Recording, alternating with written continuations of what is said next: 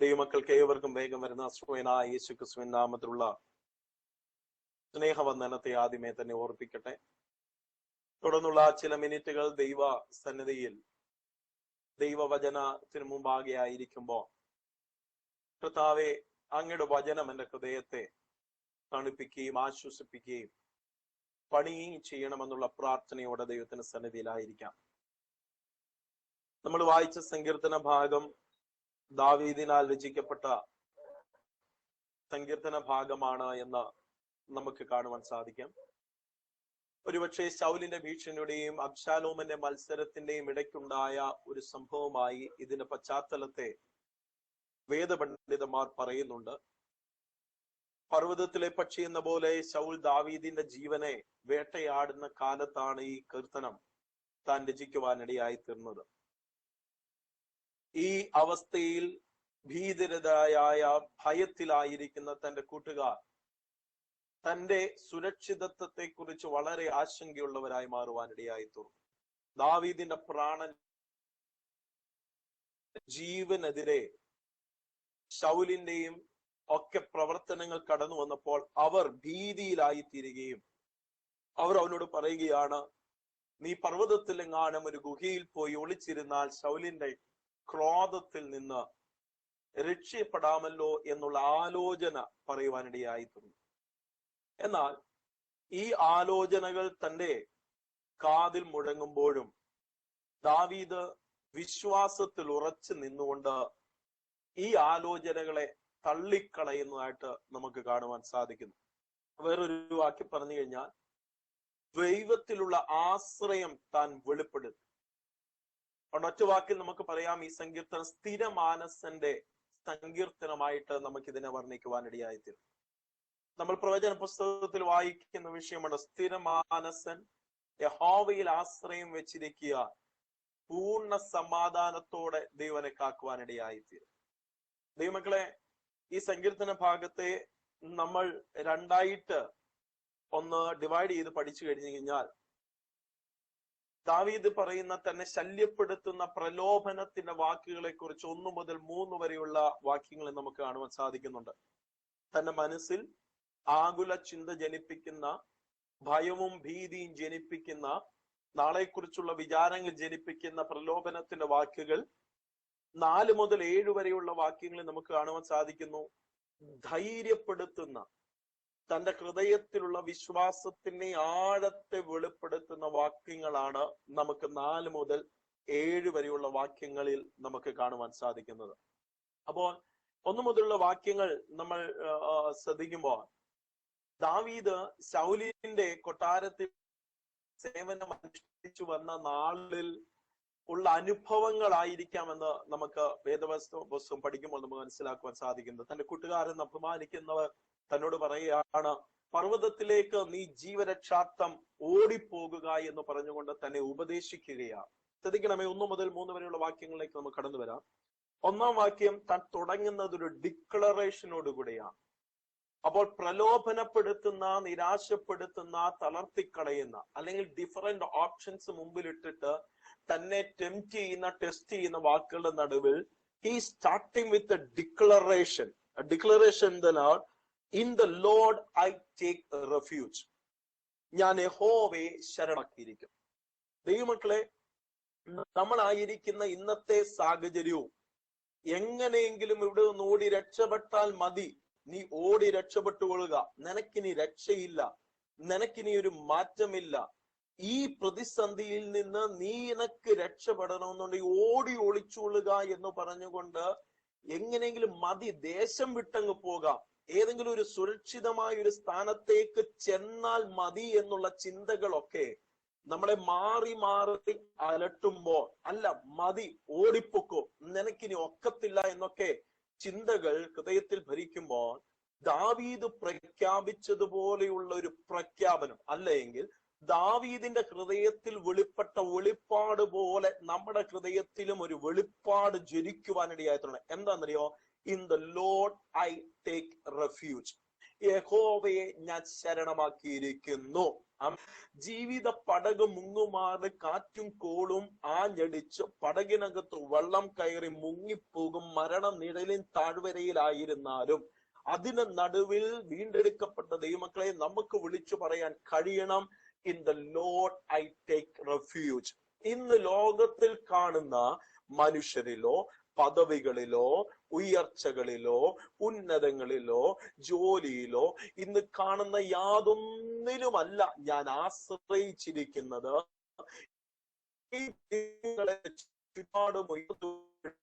എന്റെ ആശ്രയം ശരണമാക്കിയിരിക്കുന്നത് എന്റെ ദൈവത്തിലാണെന്നുള്ള ഉറപ്പും ധൈര്യവും വീണ്ടും വീണ്ടും വീണ്ടും ഹൃദയത്തിനകത്ത് ജ്വലിക്കുവാനിടയായി തീരണം. സ്തോത്രം. അപ്പോൾ ദാവീദ് തുടങ്ങുന്നത് തന്നെ എങ്ങനെയാണ് തുടങ്ങുന്നത് എന്നറിയാമോ?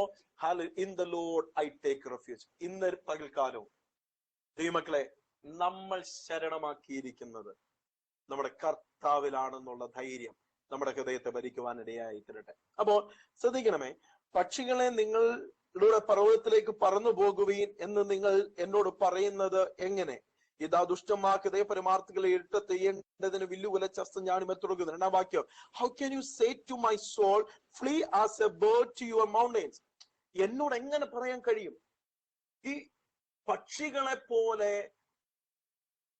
നീ ഓടി ഒളിച്ചുകൊള്ളുക, പർവ്വതത്തിലേക്ക് ഓടി ഒളിച്ചുകൊള്ളുക, ജീവരക്ഷാർത്ഥം ഓടി ഒളിച്ചുകൊള്ളുക എന്ന് എങ്ങനെ പറയുവാനെങ്കിൽ, behold the wicked bend the bow, they make ready the arrow upon the string to shoot in darkness at the upright in heart. ശ്രദ്ധിക്കണമേ, 1 മുതൽ അപ്പോൾ 3 വരെയുള്ള വാക്യങ്ങൾ നീ എങ്ങനെങ്കിലും ഓടി രക്ഷപ്പെട്ടുകൊള്ളുക, ഓടിക്കൊള്ളുക എന്ന് പറയുക. ഇതുപോലെയുള്ള അനുഭവം നെഹമ്യാവിന്റെ ജീവിതത്തിലും വന്നതായിട്ട് നമുക്ക് കാണുവാൻ സാധിക്കുന്നുണ്ട്. നെഹമ്യാവിന്റെ പുസ്തകം 6-ാം അധ്യായം അതിന്റെ 10-11 വാക്യങ്ങളിലേക്ക് കടന്നു വരുമ്പോൾ നമുക്ക് കാണുവാൻ സാധിക്കും. 11 വാക്യങ്ങളിലേക്ക് കടന്നു വരുമ്പോൾ, പിന്നെ ഞാൻ മെഹത്തോബലിന്റെ മകനായ ദലയാവിന്റെ മകൻ ഷെമയാവിന് വീട്ടിച്ചു. അവൻ കതകടച്ചകത്തിരിക്കുകയായിരുന്നു. നാം ഒരുമിച്ച് ദേവാലയത്തിൽ മന്ദിരത്തിനകത്ത് കടന്നു വാതിലടയ്ക്കുക.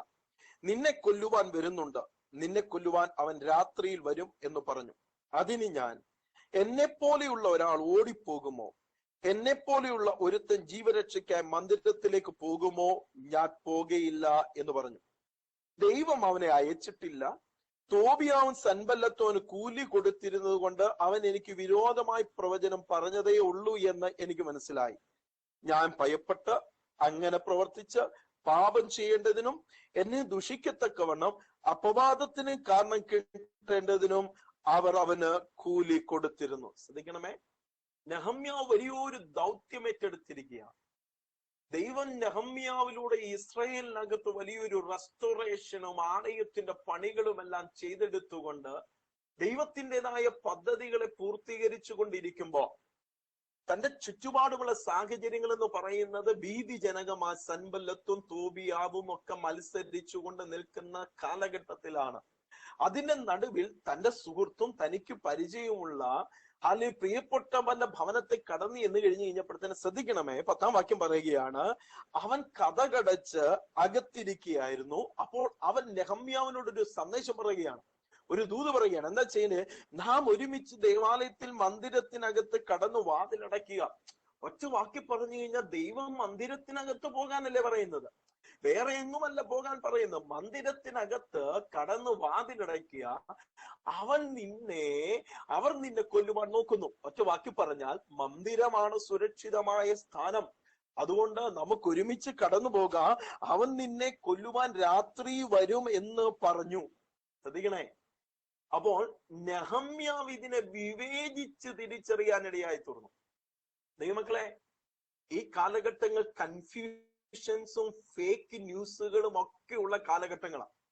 വല്ലാതെ നമ്മുടെ ഹൃദയത്തെ ഇടിച്ചു കളയത്തക്കവണ്ണം, നമ്മുടെ വിശ്വാസത്തെ കെടുത്തി കളയത്തക്കവണ്ണമുള്ള വാക്കുകളും വാർത്തകളും വർത്തമാനങ്ങളും ഒക്കെ ഉയരുമ്പോൾ വീണ്ടെടുക്കപ്പെട്ട ദൈവമക്കൾ ദൈവത്തിൽ ആശ്രയിച്ച് ദൈവാത്മ നിയോഗപ്രകാരം തീരുമാനങ്ങളിൽ എത്തിച്ചേരുവാനിടയായി തീരണം.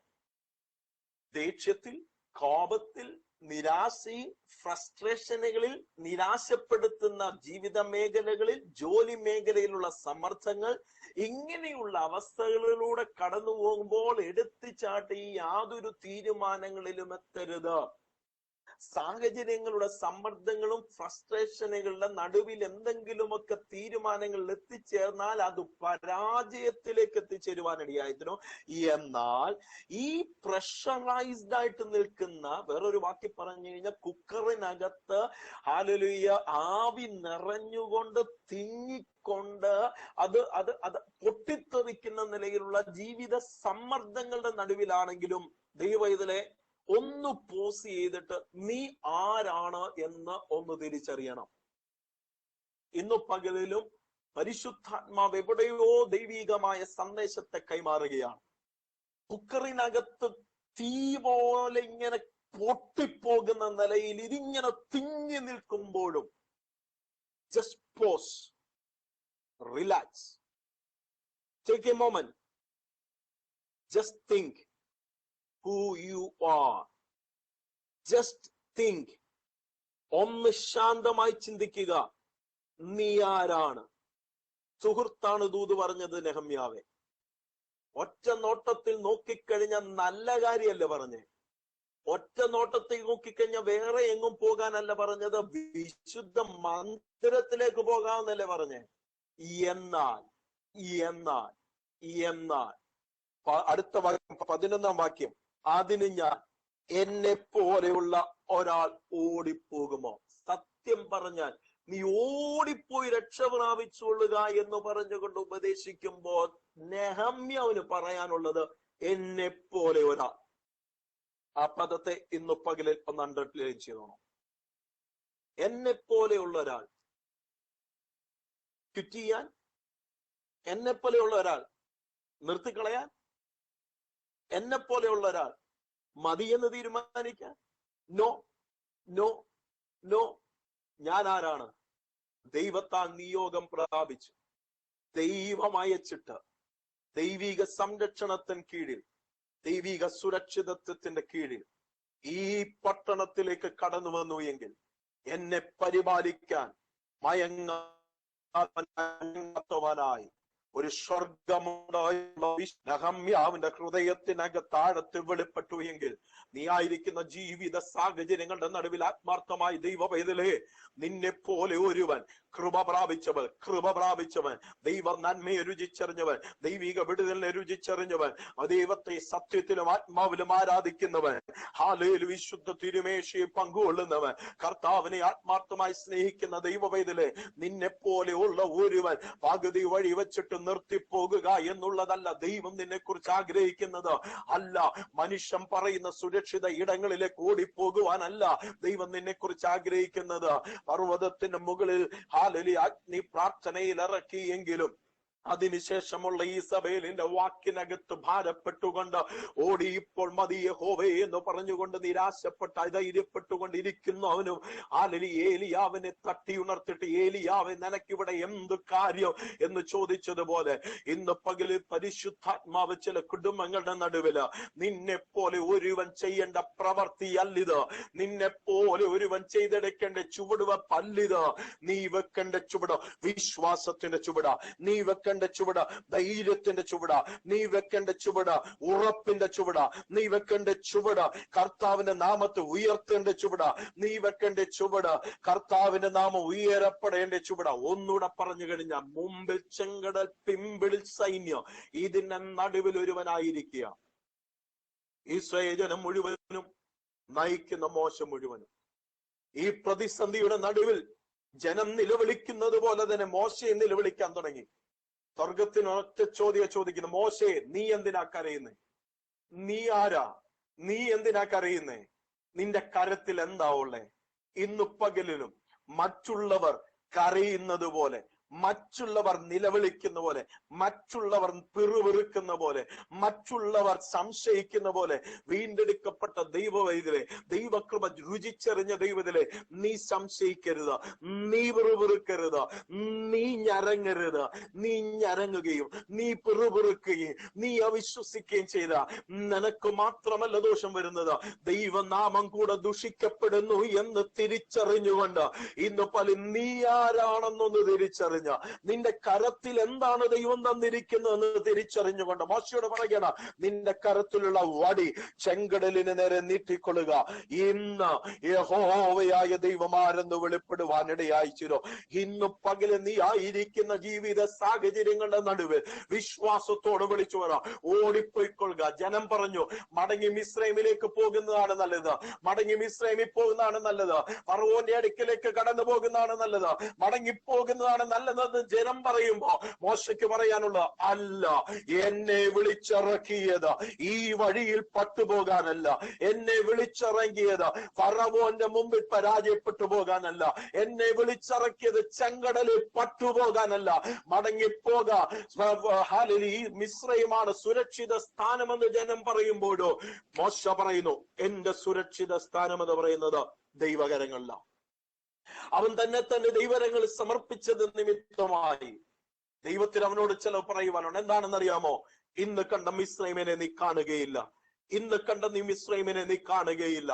സ്വർഗത്തിലെ ദൈവത്തിന്റെ പ്രവൃത്തി വെളിപ്പെട്ടു, കാറ്റടിപ്പിച്ച് ചെങ്കടലിനെ രണ്ടായി വിഭാഗിച്ചു. ഇന്ന് പകലിൽ എന്തോ പരിശുദ്ധാത്മാവ് ഇങ്ങനെ പറയുന്നു, നീ മടങ്ങിപ്പോയിക്കൊള്ളുക, നിനക്കിനി ഒരു രക്ഷയില്ല, നീ മടങ്ങിപ്പോയിക്കൊള്ളുക, നീ ഓടിപ്പോയിക്കൊള്ളുക, ഈ ദേശം നിനക്ക് ചേർന്നതല്ല എന്ന് മാറി മാറി നിരാശയുടെ പ്രലോഭന വാക്കുകൾ നിന്റെ കാതിനുള്ളിൽ മുഴങ്ങുമ്പോ ആത്മാവിൽ ഉറപ്പും ധൈര്യമുള്ളവളാകുക, ഉറപ്പും ധൈര്യമുള്ളവളാകുക. ഞാൻ യഹോവയെ ശരണമാക്കിയിരിക്കുന്നു, എന്റെ വിലാപത്തെ നൃത്തമാക്കാമെന്ന് എന്നോട് അരുളി ചെയ്തൊരു സ്വർഗമുണ്ട്. എന്റെ രട്ടിനെ അടിച്ച് കണ്ണുനീരിനെ എന്റെ രട്ടിനെ അടിച്ച് സന്തോഷം ഒടിപ്പിക്കാമെന്ന് എന്നോട് അരുളി ചെയ്തൊരു ദൈവമുണ്ട്. എന്റെ കണ്ണുനീരിനെ തുരുത്തിയിലാക്കി വെച്ച് എനിക്ക് വേണ്ടി പ്രവർത്തിക്കാമെന്ന് അരുളി ചെയ്തൊരു ദൈവമുണ്ട്. വാഗ്ദത്തം എന്റെ മേലുണ്ട്, അഭിഷേകം എന്റെ മേൽ ഒഴിക്കപ്പെട്ടതാണെങ്കിൽ അവർ പറയുന്നത് പോലെ ഓടി ഒളിക്കുവാനല്ല, എന്നെ പോലെ ഒരുത്തൻ അങ്ങനെ ചെയ്യുമോ എന്ന് ഹല്ലേലൂയ നെഹമ്യാ പറഞ്ഞതുപോലെ. അടുത്ത പദം ശ്രദ്ധിക്കണമേ, എന്നെ പോലെ ഒരുത്തൻ ജീവരക്ഷയ്ക്കായി മന്ദിരത്തിലേക്ക് പോകുമോ. ശ്രദ്ധിക്കണമേ, ഞാൻ ഇറങ്ങി തിരിച്ചത് എന്റെ പ്രാണനെ സൂക്ഷിക്കാനല്ല, എന്റെ പ്രാണൻ പോയാലും ദൈവപ്രവൃത്തി വെളിപ്പെടണം. എന്റെ പ്രാണൻ പോയാലും ദേശം വിടുവിക്കപ്പെടണം. എന്റെ പ്രാണൻ പോയാലും എന്നെ അയച്ച പ്രവൃത്തി തീർക്കണമെന്നുള്ള സമർപ്പണമാണ് നെഹമ്യാവിനുണ്ടായത്. അതുകൊണ്ടാണ് പൗലോസ് പറയുന്നത്, എന്റെ പ്രാണനെ പോലും ഞാൻ വിലയേറിയതായി എണ്ണില്ല. ഇന്ന് രാത്രി സ്വന്തം പ്രാണനെ ആദരിക്കാതെ, സ്വന്തം പുത്രനെ ആദരിക്കാതെ നമുക്ക് വേണ്ടി സകലതും നിർവഹിച്ച സ്വർഗത്തിലൊരു അപ്പൻ നമുക്ക് വേണ്ടി ഉള്ളപ്പോ ഇന്ന് പകലിൽ നമുക്ക് അവനോട് ചേർന്ന് പറയാനിടയായി തീരണം, എന്റെ പ്രാണനെ ഞാൻ വിലയേറിയതായി എണ്ണുന്നില്ല എന്ന് വല്ലത്ര പേർക്ക് പറയാൻ കഴിയും. എന്റെ പ്രാണനെ ഞാൻ വിലയേറിയതായി എണ്ണുന്നില്ല. ദൈവം ഏൽപ്പിച്ച ശുശ്രൂഷയും അവൻ എന്നെ ഏൽപ്പിച്ച ഓട്ടവും അവൻ എന്നെ ഏൽപ്പിച്ച ദൗത്യവും തികയ്ക്കണമേ എന്നുള്ളൂ. ഈ ഓട്ടമോടി തികയ്ക്കണം, ഈ ദൗത്യം പൂർത്തീകരിക്കണം, എങ്ങനെയും ദൈവം ഏൽപ്പിച്ച ശുശ്രൂഷ തികയ്ക്കണം. അതുകൊണ്ട് എന്റെ പ്രാണനെ വിലയേറിയതാ ഞാൻ എണ്ണുന്നില്ല. നെഹമ്യാവേ, എന്താ പ്രാണനെ വിലയേറിയതാ എണ്ണാത്തത്? കാരണം എന്താണ്? എന്നെ ഒരു ദൗത്യമേൽപ്പിച്ചിട്ടുണ്ട്. ഈ എന്നെ ദൗത്യമേൽപ്പിച്ചപ്പോൾ ഞാൻ കൂടെ ഇരിക്കാമെന്ന് അരുളി ചെയ്തൊരു സ്വർഗമുണ്ട്. എന്നെ ഒരു നിയോഗം കൈമാറിക്കഴിഞ്ഞപ്പോ കൂടെ ഇരിക്കാമെന്ന് അരുളി ചെയ്തൊരു ദൈവമുണ്ട്. എന്നെ ഒരു ഓട്ടക്കളത്തിലാക്കിയിരിക്കുമ്പോ ഞാൻ കൂടെയുണ്ടെന്ന് അരുളി ചെയ്തൊരു ദൈവമുണ്ട്. അങ്ങനെയെങ്കിൽ പ്രലോഭനപ്പെടുത്തിക്കൊണ്ട് പാപത്തിലേക്ക് നയിക്കാൻ ശ്രമിക്കുന്ന സകല അന്ധകാര ശക്തിയുടെ തന്ത്രങ്ങളുടെ മേലോ ആത്മാവിന്റെ ശക്തിയിൽ ജയം പ്രാപിച്ചിട്ട് വിളിച്ചു പറ, എന്നെ പോലെ ഒരുത്തൻ ഭയപ്പെട്ട് ഓടിപ്പോകുകയില്ല. സ്തോത്രം. എന്നിട്ട് അടുത്ത വാക്യം ശ്രദ്ധിക്കണമേ, ദൈവം അവനെ അയച്ചിട്ടില്ല. ഇത് ഭയങ്കര വിവേചനപരമായ ദൈവങ്ങളെ. നിന്റെ മുമ്പിൽ നിന്റെ കാതിൽ കേൾക്കുന്ന എല്ലാ വാക്കുകളും ദൈവികമായ നിയോഗമല്ല. ദൈവഹിതമല്ലാത്ത വാക്കുകൾ കാതിൽ മുഴങ്ങും. ദൈവിക നിയോഗമല്ലാത്ത വാക്കുകൾ കാതിൽ മുഴങ്ങും. അതേതെന്ന് തിരിച്ചറിയണം. നെഹമ്യാന് വ്യക്തമായിട്ട് മനസ്സിലായി, ദൈവം അവനെ അയച്ചിട്ടില്ല. അടുത്തത്, തോബിയാവും സൻബല്ലത്തും അവന് കൂലി കൊടുത്തിരുന്നു കൊണ്ട് അവൻ എനിക്ക് വിരോധമായ പ്രവചനം പറഞ്ഞതേ ഉള്ളൂ എന്ന് എനിക്ക് മനസ്സിലായി. എങ്ങനെ മനസ്സിലായി? ഞാൻ നിന്റെ മേൽ ദൃഷ്ടി വെച്ച് നിനക്ക് ആലോചന പറഞ്ഞു തരും. ഞാൻ നിന്നെ ഉപദേശിച്ച് നടക്കേണ്ടുന്ന വഴി കാണിച്ചു തരും. ദൈവവുമായിട്ട് അഭേദ്യമായ ബന്ധം പുലർത്തുന്ന ദൈവ പൈതൽ അവന്റെ ഓരോ ചുവടുകളിലും ദൃഷ്ടി വെച്ച് ആലോചന നൽകി വഴി നടത്തുന്ന ദൈവ സാന്നിധ്യമുണ്ട്. ഇന്ന് പകലിൽ നമ്മളിൽ എത്ര പേർക്ക് ആ സാന്നിധ്യത്തെ രുചിച്ചറിയാൻ കഴിയുന്നുണ്ട്? ഈ മക്കൾ ഒന്നുകൂടെ പറഞ്ഞു കഴിഞ്ഞാൽ, ആസിയിൽ വചനം പ്രസംഗിക്കരുതും ബിഥുന്യക്ക് പോകരുത് എന്നും പരിശുദ്ധാത്മാവ് വിലക്കിയത് കേട്ടുകൊണ്ട് ഭക്തന്മാർ അനുസരണമുള്ളവരായി മാറി. പൗലോസും കൂട്ടരും. ശ്രദ്ധിക്കണേ, ഇറങ്ങി തിരിച്ചത് സുവിശേഷം പ്രസംഗിക്കാനാ, ഇറങ്ങി തിരിച്ചത് പ്രസംഗിക്കാനാ.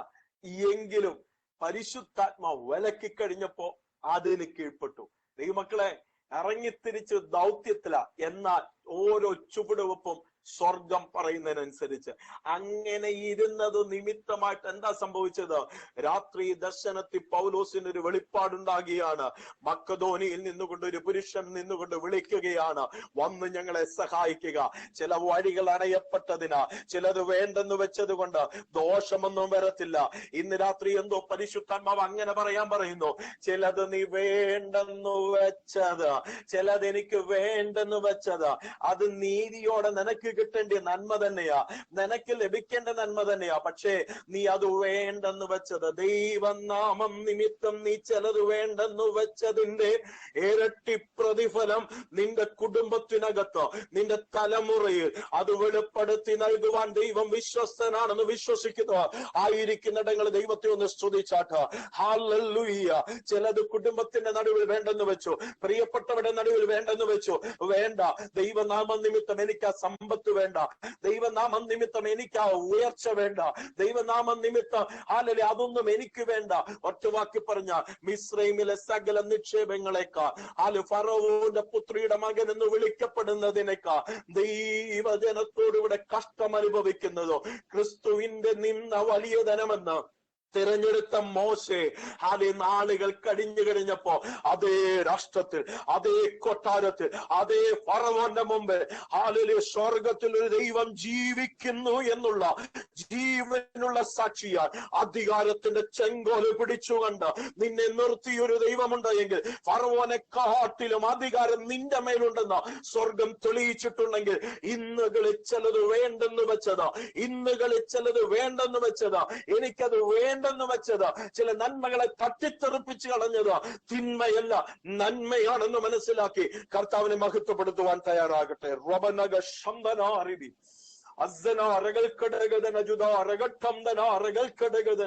യേശുവിൻ അധികാരമുള്ള നാമത്തിൽ ജയമെടുക്കുകയാ. ദാവീദേ, നിന്റെ ജീവിതയാത്രയിൽ ശൗലിനെ കൊന്നുകളയാൻ വേണ്ടി പലപ്പോഴും സാഹചര്യം ലഭിച്ചിട്ടുണ്ട്, പലപ്പോഴും നിനക്ക് ഓപ്പർച്യൂണിറ്റി കിട്ടി. എന്നാ യഹോവയുടെ അഭിഷേകത്തിനെ തൊടുന്നത് ഉചിതമല്ല എന്ന് പറഞ്ഞുകൊണ്ട് അവനെ തൊടാതെ വസ്ത്രത്തിന്റെ അഗ്രത്തെ തൊട്ടിട്ട് പോലും ഹൃദയത്തിന് കുത്തലേറ്റുകൊണ്ട് യജമാനനെ എന്ന് നിലവിളിച്ചുകൊണ്ട് ദൈവസന്നിധിയിൽ ഏൽപ്പിച്ചു കൊടുത്ത ദാവീദേ, നാളുകൾ കഴിഞ്ഞപ്പോ ചിലത് വേണ്ടെന്ന് വെച്ചു. ശരിയാ, നീതിയാ, നിനക്ക് കിട്ടേണ്ട സിംഹാസനമാ, നിനക്ക് കിട്ടേണ്ട സ്ഥാനമാ, എന്നാ ദൈവത്തിന്റെ സമയമാകട്ടെ, അതാകാതെ എനിക്ക് വേണ്ട എന്ന് പറഞ്ഞുകൊണ്ട് കാത്തിരുന്ന ദാവീദേ, നിന്റെ അരികിലേക്ക് ജനം വന്നിട്ട് പറയുക, നീ വന്ന് ഞങ്ങൾക്ക് രാജാവായിരിക്കാം. ഇന്ന് പകലിലും കർത്താവേ, അത് എന്നിലുണ്ടായിരുന്നെങ്കിൽ എന്റെ തലമുറയ്ക്ക് ഒരു അനുഗ്രഹമായേനെ. ഞാൻ അതിനെ ഒന്ന് സൂക്ഷിച്ച് ഉപയോഗിച്ചായിരുന്നെങ്കിൽ ഇന്ന് ചിലപ്പോൾ എനിക്കത് നന്മയൊക്കെ ആയി മാറിയേനെ. അങ്ങനെയൊക്കെ പല ചിന്തകൾ കാതിൽ ശത്രുവായും കൊണ്ടിട്ട് മുടക്കുമ്പോഴും നിന്നെപ്പോലൊരുത്തൻ അത് കേൾക്കരുത്. വിവേചിച്ചറിഞ്ഞുകൊള്ളണം. അബ്രഹാമിനോട് സ്വർഗം പറഞ്ഞ് ഞാൻ നിന്റെ വിലയേറിയ സമ്പത്തും മഹത്തായ പ്രതിഫലവുമാകുന്നു. ഇന്ന് പല ദൈവമക്കളെ, ഭൂമിയിലുള്ള ഏറ്റവും വലിയ സമ്പത്തും ധനവും പ്രതിഫലവും എന്ന് പറയുന്ന നമ്മുടെ കർത്താവ് നമ്മുടെ സമ്പത്തായിരിക്കുന്നതാ. ഇന്ന് പകലിൽ എന്റെ ദൈവം എന്റെ സമ്പത്താണെന്നോ ആത്മാർത്ഥതയോടെ പറയാൻ കഴിയുന്നവർ കരങ്ങൾ ഉയർത്തി വന്ന് ദൈവത്തെ സ്തുതിക്കാമോ? നിങ്ങൾ ആയിരിക്കുന്ന മുറിക്കുള്ളിൽ ദൈവ സാന്നിധ്യമുണ്ട്, ആയിരിക്കുന്നിടത്ത് ദൈവ സച്ചിയുണ്ട്. നിങ്ങളുടെ മേൽ ആ ദൈവ സാന്നിധ്യം ഇറങ്ങുന്നതിനാ ഞാൻ ദൈവത്തെ സ്തുതിക്കുകയാണ്. 2 3 പേർ എന്റെ നാമത്തിൽ കൂടുന്നിടത്തേക്കെയും ഞാൻ അവിടെ നടുവിലുണ്ടെന്ന് അരുളി ചെയ്ത കർത്താവിന്റെ മാറ്റമില്ലാത്ത സാന്നിധ്യം ഇന്ന് പകല്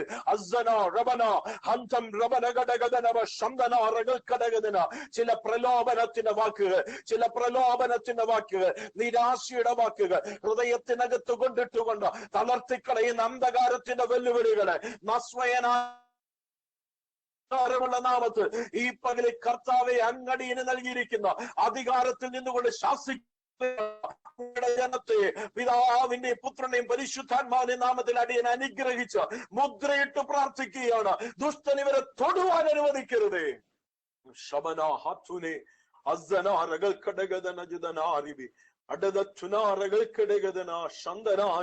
യേശുവിന്റെ അധികാരമുള്ള നാമത്തിൽ ഓടിപ്പോയി രക്ഷ പ്രാപിക്ക എന്ന് പറഞ്ഞുകൊണ്ട് പ്രലോഭനത്തിന്റെ വാക്കുകൾ ഉയർത്തുമ്പോഴും തന്റെ ഇടത്തോടെ വിശ്വാസത്തിന്റെ പ്രഖ്യാപനത്തെ ഉയർത്താൻ സ്വർഗത്തിലെ ദൈവം ശക്തിപ്പെടുത്തുവാനിടയായി തീർന്നു. ശ്രദ്ധിക്കണമേ, ഞാൻ ഭയപ്പെട്ട് അങ്ങനെ പ്രവർത്തിച്ച് പാപം ചെയ്യേണ്ടതിനും എന്നെ ദുഷിക്കത്തക്കവണ്ണം അപവാദത്തിന് കാരണം കിട്ടേണ്ടതിനും അവർ അവന് കൂലി കൊടുത്തിരുന്നു. ശ്രദ്ധിക്കണേ, എന്തിനാ പറഞ്ഞെന്നറിയാമോ? ഇവിടെ ഭയപ്പെട്ട് അങ്ങനെ പ്രവർത്തിച്ച് എങ്ങനെ ഓടി ആലയത്തിനുള്ളിൽ ചെന്നിട്ട് പാപം ചെയ്യണം. ആ പാപം ചെയ്തിട്ട് എന്താ ശ്രദ്ധിക്കണമെന്നറിയോ? എന്നെ ദുഷിക്കത്തക്കവണ്ണം അപവാദത്തിന്, പിശാചിന്റെ ഏറ്റവും വലിയ തന്ത്രമാണ്. മനോഹരമായി കാണിച്ച്, ആകർഷണീയമായി കാണിച്ച്, ഇമ്പമാകുന്ന നിലയിൽ, കണ്ണിന് ഇമ്പമാകുന്ന നിലയിൽ, കാതിന് ഇമ്പമാകുന്ന നിലയിൽ കാണിച്ചുകൊണ്ട് പ്രവർത്തിക്കാൻ വേണ്ടി എൻകറേജ് ചെയ്യും. എൻകറേജ് ചെയ്ത് അത് വന്നു കഴിഞ്ഞതിന് ശേഷം ഉണ്ടല്ലോ പിശാചിന്റെ ഏറ്റവും വലിയ ഉത്തരം, നിന്നെ ദുഷിക്കും, നീ അങ്ങനെ ചെയ്തല്ലോ, നിന്നെ ദുഷിക്കും, നിനക്ക് ദൈവത്തെ കുത്തും, നീ അങ്ങനെ ചെയ്തല്ലോ എന്ന് പറഞ്ഞുകൊണ്ട് കുറ്റബോധം കൊണ്ടിട്ട് നിന്നെ തകർത്ത് കളയാനുള്ള പൈശാചിക തന്ത്രത്തെ ഇന്ന് പകൽക്കാലം തിരിച്ചറിഞ്ഞിട്ട് ആത്മാവിൽ വേണം. ദൈവത്തെ ശരണമാക്കിയിരിക്കുന്ന ഞാൻ, ദൈവത്തിൽ ആശ്രയിക്കുന്ന ഞാൻ, ദൈവ പൈതൽ എന്ന പേരുള്ള ഞാൻ ഇങ്ങനെ പ്രവർത്തിച്ച് പാപമായി തീരുവാൻ ഞാൻ അനുവദിക്കുകയില്ല. യഹോവയുടെ കരം എന്നോട് കൂടെയുണ്ടെന്നുള്ള ഉറപ്പും ധൈര്യവും നമ്മുടെ ജീവിതയാത്ര ഉണ്ടാകണം. സ്തോത്രം. ദൈവമക്കളെ, പിശാചിന്റെ ഏറ്റവും വലിയ തന്ത്രമാണ് നമ്മളെ ഭയപ്പെടുത്തുക എന്നുള്ളത്. ഭയപ്പെടുത്തി പാപം ചെയ്യിപ്പിക്കുക. അതുകൊണ്ട് പൗലോസ് പറയുന്നത് ഭീരുത്വത്തിന്റെ ആത്മാവിനെയല്ല, ശക്തിയുടെയും സ്നേഹത്തിന്റെയും സുബോധത്തിന്റെയും ആത്മാവിനെ ദൈവം നമുക്ക് നൽകിയിരിക്കുന്നു. ഇന്ന് പകലിലും ഉറപ്പോടെ പറ, എന്റെ ഉള്ളിൽ പകർന്നിരിക്കുന്നത് ഭീരുത്വത്തിന്റെ ആത്മാവിനെയല്ല, ശക്തിയുടെയും സ്നേഹത്തിന്റെയും സുബോധത്തിന്റെയും ആത്മാവിനെ. ശ്രദ്ധിക്കണമേ, നമ്മുടെ കർത്താവും താൻ ഭൂമിയിലായിരുന്നപ്പോൾ ഇങ്ങനെയുള്ള പ്രലോഭന ശബ്ദം കേട്ടിട്ടുണ്ട്. ലൂക്കോസിന്റെ സുവിശേഷം 13-ാം അധ്യായം, Luke chapter 13. There also we read that even Jesus Christ, while he was on earth, he also faced the same kind of temptation, testing words. ഇതേ നിലയിലുള്ള പ്രലോഭിപ്പിക്കുന്ന വാക്കുകൾ കർത്താവിന്റെ മുമ്പിലും വെളിപ്പെട്ടിട്ടുണ്ട്. 13-ാം അധ്യായം അതിന് 31-ാം വാക്യം, Luke chapter 13 verse 31 and 32.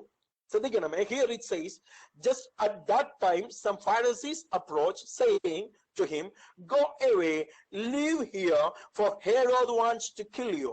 And he said to them, go and tell that fount, behold, I cast out demons and perform cures today and tomorrow, and the third day I reach my God. ശ്രദ്ധിക്കണേ, ആ നാഴികയിൽ തന്നെ ചില പരീശന്മാർ അടുത്തു വന്ന് ഇവിടം വിട്ടുപോയിക്കൊള്ളുക, ഹെരോദാവ് നിന്നെ കൊല്ലുവാൻ നോക്കുന്നു, ഇച്ഛിക്കുന്നു എന്ന് അവരോട് പറഞ്ഞു. അവൻ അവരോട്, നിങ്ങൾ പോയി ആ കുറുക്കനോട്, ഞാൻ ഇന്നും നാളെയും ഭൂതങ്ങളെ പുറത്താക്കുകയും രോഗശാന്തി വരുത്തുകയും 3-ാം നാളിൽ സമാപിക്കുകയും ചെയ്യും. എങ്കിലും ഇന്നും നാളെയും മറ്റന്നാളും ഞാൻ സഞ്ചരിച്ചേണ്ടതാകുന്നു. യെരൂശലേമിന് പുറത്തു വെച്ച് ഒരു പ്രവാചകൻ നശിച്ചു പോകുന്ന അസംഭ്യമല്ലോ എന്ന് പറയുവേ. താഴോട്ടുള്ള പദങ്ങളിലേക്ക് കടന്നു പോകുവാൻ ഞാൻ ആഗ്രഹിക്കുന്നില്ല. ശ്രദ്ധിക്കണേ, കർത്താവ് തന്റെ ശുശ്രൂഷയുടെ മേഖലയിലായിരിക്കുമ്പോഴും തന്നെ ഭീതിപ്പെടുത്തി ഭയപ്പെടുത്തിക്കൊണ്ട് താൻ ചെയ്യുന്ന പ്രവൃത്തിയിൽ നിന്ന് പിന്മാറുവാൻ വേണ്ടി, താനായിരിക്കുന്ന ദൈവിക നിയോഗത്തിൽ നിന്ന് പിന്മാറുവാൻ വേണ്ടി പിശാചിന്റെ തന്ത്രം വെളിപ്പെടുവാനിടയായിത്തീർന്നു. ഇവിടെ ചെന്ന് പറയുന്ന ആരാ? പരീശന്മാരാണ്. ന്യായശാസ്ത്രമാർ, ന്യായത്തെക്കുറിച്ച് പ്രമാണത്തെക്കുറിച്ച് അറിയാവുന്ന ഭക്തന്മാർ കടന്നു എന്നിട്ട് ഭയപ്പെടുത്തിക്കൊണ്ട് പറയുകയാണ്, എന്താ ചെയ്യേണ്ടതെന്ന് അറിയാമോ? ഇവിടം വിട്ടുപോയിക്കൊള്ളുക, ഇവിടം വിട്ടുപോയിക്കൊള്ളുക. ദാവീദിനോട് പറയുക, നീ പക്ഷിയെ പോലെ പർവ്വതത്തിലേക്ക് ഓടിപ്പോയിക്കൊള്ളുക. നെഹമ്യാവിനോട് പറയാണ്, നീ ഇവിടം വിട്ട് ഓടി മന്ദിരത്തിലേക്ക് പോയിക്കൊള്ളുക. അപ്പോൾ ഇവിടം വിട്ടു പോയിക്കൊള്ളുക, എങ്ങനെയെങ്കിലും ഈ ദേശം വിട്ടു പോയാൽ മതി, ഇവിടം വിട്ടു പോയിക്കൊള്ളുക എന്ന് പറഞ്ഞുകൊണ്ട് കർത്താവിനോട് പറയുമ്പോ ശ്രദ്ധിക്കണമേ, അതിന് റീസൺ ഹെരോദാവ് നിന്നെ കൊല്ലുവാൻ നോക്കുന്നു, അവൻ ഇച്ഛയുണ്ട് എന്ന് പറഞ്ഞു. അടുത്തത് അവൻ അവരോട് പറ, നിങ്ങൾ പോയി ആ കുറുക്കനോട്, ഞാൻ ഇന്നും നാളെയും ഭൂതങ്ങളെയും പുറത്താക്കുകയും രോഗശാന്തി വരുത്തിയും 3-ാം നാളിൽ സമാപിക്കുകയും ചെയ്യും. മറ്റോ വാക്കി പറഞ്ഞാൽ, ആരെ പിതാവിനെ ഏൽപ്പിച്ചിരിക്കുന്ന ദൗത്യത്തിൽ നിന്ന് പിന്മാറുന്നതല്ല. ഇന്നും നാളെയും 3-ാം നാളിലും ഞാൻ എന്റെ പ്രവൃത്തി ചെയ്യും. ദൈവമക്കളെ, ലോക മനുഷ്യൻ സകലരും, ഹല്ലേലൂയ, റോമാ ഗവൺമെന്റ്, യഹൂദ ജനം മുഴുവനും അവനെ പിടിച്ചു, അടിച്ചു, കാൽവറിയിൽ അവനെ ക്രൂശിച്ചു. എന്നാൽ 3-ാം നാളിൽ സകലതിനെയും ജയിച്ചുകൊണ്ട്, റോമാ ഗവൺമെന്റിന്റെ ഇമ്പീരിയ മുദ്രയെ തകർത്തുകൊണ്ട് ഉയർത്തെഴുന്നേറ്റ ഞാൻ ഉയർത്തെഴുന്നേറ്റിരിക്കുന്നു, ജീവനോടിരിക്കുന്നു എന്ന് അരുളി ചെയ്ത ആരുമ കർത്താവ് ഇന്ന് പകലിൽ നമ്മോട് കൂടെ ഉണ്ടായെങ്കിൽ ആത്മാർത്ഥതയോടെ വിളിച്ചു പറയാൻ തയ്യാറാകട്ടെ, എന്നെ പോലെ ഒരുവൻ ഓടിപ്പോകുകയില്ല. സ്തോത്രം. എന്നിട്ട് അടുത്ത വാക്യം സങ്കീർത്തനത്തിലേക്ക് വേഗം കടന്നു വരാം. 11-ാം സങ്കീർത്തനം 3-ാം വാക്യം പറയുകയാണ്, അടിസ്ഥാനങ്ങൾ മറിഞ്ഞുപോയാൽ നീതിമാൻ എന്ത് ചെയ്യും? യഹോവ തന്റെ അടിസ്ഥാനങ്ങൾ മറിഞ്ഞുപോയാൽ നീതിമാൻ എന്ത് ചെയ്യും? ഒറ്റ വാക്യം പറഞ്ഞ് ദാവീദിനോട് പറയുകയാണ്, നീതിയില്ല, സമാധാനമില്ല, ഒരു നിലയിലും നിൽക്കാൻ ഒക്കത്തില്ല, അതെല്ലാം അടിസ്ഥാനം മറിഞ്ഞുപോയി. അപ്പോൾ അവിടെ ചോദിക്കുകയാണ്, if the foundations are destroyed what can the righteous do? നീതിമാൻ എന്ത് ചെയ്യാൻ കഴിയും? വേറെ വാക്യം പറഞ്ഞ, നീതിമാൻ എന്തും ചെയ്യാൻ കഴിയും. എന്ത് ചെയ്യാൻ കഴിയുമെന്നല്ലേ? നീതിമാൻ എന്തും ചെയ്യാൻ കഴിയും. എന്താ കാരണം എന്ന് അറിയാമോ? അടുത്ത വാക്യം പറയുന്നുണ്ട്, യഹോവ തന്റെ വിശുദ്ധ മന്ദിരത്തിലുണ്ട്, യഹോവയുടെ സിംഹാസനം സ്വർഗത്തിലാകുന്നു, അവന്റെ കണ്ണുകൾ ദർശിക്കുന്നു, അവന്റെ കൺപോളുകൾ മനുഷ്യപുത്രന്മാരെ ശോധന ചെയ്യുന്നു. യഹോവ നീതിമാനെ ശോധന ചെയ്യുന്നു, ദുഷ്ടനെ സാഹസപ്രിയനെ അവന്റെ ഉള്ളം വറക്കുന്നു. ദുഷ്ടന്മാരുടെ മേൽ അവൻ കണികളെ വർഷിപ്പിക്കും, തീയും ഗന്ധവും ഉഷ്ണക്കാറ്റോടെ പാനപാത്രം ഓഹരിയാകുന്നു. യഹോവ നീതിമാൻ. അവിടെ ചോദിച്ചില്ലേ 3-ാം വാക്യം, അടിസ്ഥാനങ്ങൾ മറിഞ്ഞുപോയ നീതിമാൻ എന്ത് ചെയ്യും? നീതിമാൻ എന്തും ചെയ്യും. കാരണം എന്താ? യഹോവ അവനോട് കൂടെയുണ്ട്. കാരണം എന്താ? യഹോവ നീതിമാന. അവസാനം പറയുന്നു, യഹോവ നീതിമാൻ, അവൻ നീതിയെ ഇഷ്ടപ്പെടുന്നു, നേരുള്ളവർ അവന്റെ മുഖം കാണും. ഇന്ന് പകലിലും ചുറ്റുപാട് സകലതും അനീതിയും, രാജ്യത്തിന്റെ ഒറ്റ വാക്യം പറഞ്ഞ ശൗലിന്റെ ഭരണകാലത്ത് സകല നീതിയും മാറിപ്പോയി, അടിസ്ഥാനമെല്ലാം കുലുങ്ങി, ഒരു നീതിയില്ല, സകല അനീതിയും മ്ലേച്ഛതയും ദൈവത്തിൽ നിന്ന് അകന്ന് ജനം സഞ്ചരിക്കുമ്പോൾ ഈ കാലഘട്ടത്തിൽ ഒരു നീതിമാനെ സംബന്ധിച്ച് നിൽക്കാൻ ബുദ്ധിമുട്ടാണ് എന്നാണ് ചിന്ത. എന്നാൽ യഹോവ വിശുദ്ധ പർവ്വതത്തിൽ, ഒന്നോടെ പറഞ്ഞ, യഹോവ സിംഹാസനസ്ഥനായിരിക്കുന്നിടത്തോളം കാലം നീതിമാൻ തളർന്നിപ്പോകുവാൻ ദൈവം ഒരു നാളും അനുവദിക്കില്ല. നീതിമാൻ കുലുങ്ങിപ്പോകുവാൻ അവൻ ഒരു നാളും അനുവദിക്കുന്ന ദൈവമല്ല. യഹോവയെ അന്വേഷിക്കുന്നവരുടെ തലമുറ ഉറപ്പുള്ള സിയോൻ പർവ്വതം പോലെ അവൻ കുലുങ്ങാതെ നിൽക്കുവാൻ ഇടയായി തീരും. അതുകൊണ്ട് പൗലോസ് പറയുന്ന, I can do all things through Christ who strengthens me. എന്നെ ശക്തനാക്കുന്നവന് മുഖാന്തരം ഞാൻ സകലത്തിനും മതിയായവനാകുന്നു. രാജാക്കന്മാരുടെ സിംഹാസനത്തിന് മുമ്പിൽ നിന്നുകൊണ്ട് തന്റെ ഇടത്തോടുകൂടെ പൗലോസ് നീതിയെക്കുറിച്ച്, ഇന്ദ്രിയ ജയത്തെക്കുറിച്ച്, വരാൻ പോകുന്ന ന്യായവിധിയെക്കുറിച്ച് പ്രസംഗിക്കാൻ തുടങ്ങിയപ്പോ സിംഹാസനത്തിൽ ഇരുന്നവനെ മുട്ടിടിക്കാൻ തുടങ്ങി, വറയ്ക്കാൻ തുടങ്ങി. കുറച്ചു കഴിഞ്ഞതിന് ശേഷം രാജാവ് ഇങ്ങനെ പറയുന്ന ഒരു പദമുണ്ട്. എന്താ? ഹല്ലേലൂയ, പൗലോസേ, നീ അല്പം കൊണ്ടുപോലും എന്നെ ക്രിസ്ത്യാനിയായി സമ്മതിപ്പിക്കുന്നു എന്ന് പൗലോസ് പറയുന്ന പദം, നീ മാത്രമല്ല, എന്നെ കേൾക്കുന്ന സകലരും എന്നെ പോലെയാകണം. മാനുഷികമായുള്ള സിംഹാസനത്തെ ഞാൻ ഭയപ്പെടുന്നില്ല. മാനുഷികമായി ഉയർത്തിയിരിക്കുന്ന കോട്ടകളെ ഞാൻ ഭയപ്പെടുന്നില്ല. കാരണം എന്താണെന്നറിയാമോ? എന്റെ ഹൃദയ കണ്ണ് ഉയരത്തിലാണ്. എന്താണ് ഉയരത്തിൽ? ഉയരത്തിൽ ഒരു സുന്ന സിംഹാസനം വെച്ചിട്ടുണ്ട്. ഉന്നതനു മീതെ ഒരു ഉന്നതനോ അതിനു മീതെ ഒരത്യുന്നതനമുണ്ടായെങ്കിൽ ഉയർന്നും പൊങ്ങിയുമുള്ള സിംഹാസനത്തിൽ ഒരുവൻ ഇരിക്കുന്ന കാഴ്ച ഞാൻ കാണുമ്പോ ഹല്ലേലൂയ, അവൻ പരിശുദ്ധനായ ദൈവമാണെന്ന്, അവൻ അത്യുന്നതനായ ദൈവമാണെന്ന് വെളിപ്പാട് എന്റെ ഹൃദയത്തിനകത്ത് ആഴത്തിൽ വെളിപ്പെടുമ്പോ ചുറ്റുപാട് എന്ത് സംഭവിച്ചാലും ഞാൻ ഓടി ഒളിക്കുകയില്ല, ഞാൻ ഭയപ്പെടുകയില്ല. കാരണം എന്റെ ദൈവം സിംഹാസനസ്ഥനായിരിക്കുന്നു. ഇന്ന് പകലിൽ ആത്മാർത്ഥതയോടെ ദൈവമക്കളെ ആത്മാവിൽ പ്രബോധിപ്പിക്കട്ടെ. ചുറ്റുപാട് എന്തൊക്കെ സംഭവിച്ചാലും ഓടി ഒളിക്കാനല്ല, ഭീരുത്വത്തിന്റെ ആത്മാവിനെ അല്ല ദൈവം നമുക്ക് നൽകിയിരിക്കുന്നത്. ശക്തിയുടെ, സ്നേഹത്തിന്റെ, സുബോധത്തോടെ. ഈ ലോകത്തിന്റെ അടിസ്ഥാനങ്ങൾ കുലുങ്ങിപ്പോവും, നമുക്കറിയാം, എല്ലാം മാറിപ്പോവും. എന്നാൽ നമ്മുടെ ദൈവം ഇന്നലെയും ഇന്നും എന്നേക്കും അനന്യനാകുന്നു. അവനിൽ വിശ്വസിക്കുന്നവർ എന്നേക്കും നിലനിൽക്കും. അവനിൽ വിശ്വസിക്കുന്നവർ ലജ്ജിച്ചു പോകുകയില്ല. അവനിൽ ആശ്രയിക്കുന്നവർ കുലുങ്ങാതെ നിൽക്കുന്ന സിയോൻ പർവ്വതം പോലെയാകും. അങ്ങനെയെങ്കിൽ ഇന്നു പകലിൽ ചങ്കത്ത് കൈവച്ചുകൊണ്ട് പറയണം, ചുറ്റുപാടുകൾ എന്തൊക്കെ സംഭവിച്ചാലും എന്റെ ശരണം, എന്റെ ആശ്രയം എന്റെ കർത്താവാകുന്നു. നെഹമ്യാവിനെ നിർത്തിയ ദൈവം, യേശുവിനെ ആദരിച്ച സ്വർഗം, ദാവീദിനെ ആദരിച്ച ദൈവം ഇന്നലെയും ഇന്നും വന്നേക്കും അനന്യനാകുന്നെങ്കിൽ അവൻ നമ്മളെയും ആദരിക്കുവാൻ വിശ്വസ്തനാണ്. നമ്മുടെ കണ്ണുകളെ അടയ്ക്കാം, നമ്മുടെ ഹൃദയങ്ങളെ ദൈവസേനയിൽ ഏകാഗ്രമാക്കാം. ചുറ്റുപാടുകൾ എന്ത് സംഭവിക്കട്ടെ, നീതിമാൻ എന്ത് ചെയ്യും? നീതിമാൻ എന്തും ചെയ്യുവാൻ കഴിയും. കാരണം അവനോട് കൂടെയുള്ളത് യഹോവയായ ദൈവമാണ്. ഇന്ന് പകലിലും നമ്മോട് കൂടെയുള്ളത് നമ്മുടെ കർത്താവാണ് എന്ന് മറന്നു പോകാതെ ദൈവമുഖത്തേക്ക് നമ്മുടെ കണ്ണുകളെ ഉയർത്താം, നമ്മുടെ കണ്ണുകളെ അടയ്ക്കാം, നമുക്ക് പ്രാർത്ഥിക്കാം. കരുണാസമ്പന്നനും നിത്യനും നീതിമാനുമാകുന്ന സ്വർഗീയ പിതാവേ, ഞങ്ങളുടെ ചുറ്റുപാടുകളിൽ നിന്ന് ഞങ്ങളെ നിരാശപ്പെടുത്തി കളയുന്ന, വിട്ടോടിപ്പോയിക്കൊള്ളുക, നിന്നെ കൊണ്ട് അസാധ്യമാണ്, ഈ ദേശം നിനക്ക് ചേർന്നതല്ല, യോഗ്യമല്ല, നീ ആയിരിക്കുന്ന ഇടങ്ങൾ നിനക്ക് ആപത്തുകൾ വിളിച്ചു വരുത്തുമെന്ന് പറഞ്ഞുകൊണ്ട് പ്രലോഭിപ്പിക്കുന്ന അന്ധകാരത്തിന്റെ വെല്ലുവിളികളുടെ മേൽ ദൈവമേ, അവിടെ നിങ്ങളോട് കൂടെ ഇരുന്ന് വഴി നടത്തുന്ന ദൈവമാകിയാൽ സ്തോത്രം. സഹായം വരുന്ന പർവ്വതത്തിലേക്ക് ഞങ്ങളുടെ കണ്ണുകളെ ഉയർത്തി ഞങ്ങളെ തന്നെ ഞങ്ങളുടെ ദൈവമുഖത്തേക്ക് താഴ്ത്തി. ഈ പകലിൽ അങ്ങ് ഞങ്ങൾക്ക് നൽകിയ അനുഗ്രഹീതമായ വചനത്തിനായി സ്തോത്രം. അങ്ങ് സിംഹാസനസ്ഥനായി ഞങ്ങളോട് കൂടെയുണ്ട്.